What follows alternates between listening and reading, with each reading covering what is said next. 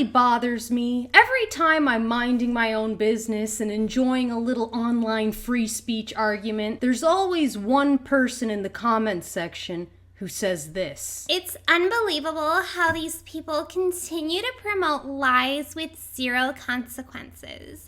How is this not akin to the example of yelling fire in a theater? Ah yes, the old fire in a theater trope. I've heard this so many times that I've actually lost count. It's like the rallying cry of a generation of people who missed out on some very crucial atomic wedgies in their formative years. Now, since these are also the type of people who refuse to do any of their own reading and instead just regurgitate whatever they hear on TikTok, I decided to look into this myself.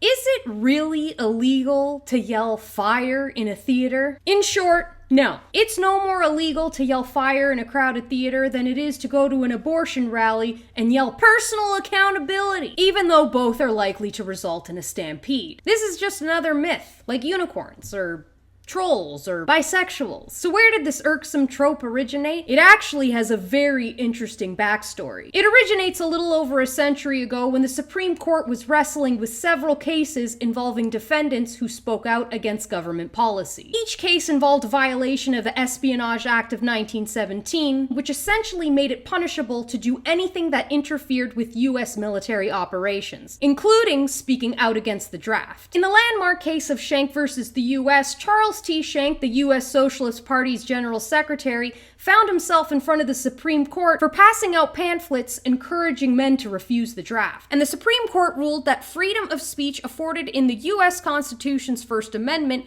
could be restricted if the words spoken or printed represented to society a clear and present danger. In other words, just as President Wilson was gearing up to join World War I, he decided that Americans no longer have the right to free speech. Funny how you lose your rights right when you need them, huh? It was Supreme Court Justice Oliver Holmes who justified his ruling on the Schenck case with the explanation that the most stringent protection of free speech would not protect a man in falsely shouting fire in a theater and causing panic. So the fire in a crowded theater trope was nothing more than an analogy used by a war hawk in order to justify prosecuting a socialist for speaking out against the mandatory enrollment of men in the army. Congratulations, liberals! Not only are you anti-free speech, but you're also pro-war fascists. Very liberating. Now, while the analogy struck an emotional chord, it really had nothing to do with constitutional law. The crowded theater statement never amounted to any binding standard or doctrine. In the words of Nashwa Gawali, a media and First Amendment lawyer,